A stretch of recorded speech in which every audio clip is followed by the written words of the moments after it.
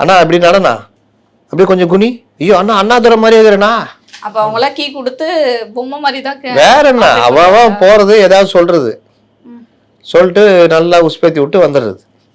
திடீர்னு லேப்டாப்பை தூக்கி போடுறது. யாரு அது? சார் சார் சார் சார் என்னண்ணா சார் 38 இருந்துச்சு சார் நேற்று, இன்னைக்கு 40 ஆயிடுச்சு சார். எது டெம்பரேச்சரா சார்? What percentage sir? எப்படி வந்துச்சுன்னா கேட்க மாட்டார் அவர். ஓ அப்படியா 40 ஆயிடுச்சா? ஆமாம். இப்படியே ஏறினே போகுது சார், என்னன்னு தெரில, பசங்க தான் இப்போ கண்டுபிடிச்சானுங்க. இப்படியே உருட்டுறது. ஆனா ஓட்டு பாத்தீங்கன்னா ஒரு 40% ஏதோ கன்ஃபார்மா நம்ம கைக்குள்ள வச்சிருக்க மாதிரியே சொல்றாரு. இப்போ நீங்க போய் ஸ்டாலின் அவர்களை தூக்கத்துல எழுப்பி கேட்டா கூட எனக்கு தான் விசில் சின்னத்துக்கு தான் ஓட்டு போடுவேன் அப்படின்றத அவ்வளோ நம்பிக்கையா சொல்றாரு சார் அவர். ஒரு தலைவர் ஸ்டாலின், ஒரு தலைவர், அவரை போய் இந்த மாதிரிலாம் பேசலாமா? இன்னைக்கு திமுக காரனே எழுப்பி கேட்டால் கூட போட்டுருவான் அப்படின்னா கூட ஓகே. ஸ்டாலினை போய் சொல்கிறதுன்றதெல்லாம் ஒவ்வொரு தடவையும் பாருங்கள் இவர் இந்த வேலையை பண்ணிக்கிட்டே இருக்கார். அங்கிள்னு சொல்கிறது, சாருன்றது, இப்போ இந்த மாதிரி சொல்கிறது கேட்டால் கலாச்சிட்டாராமா.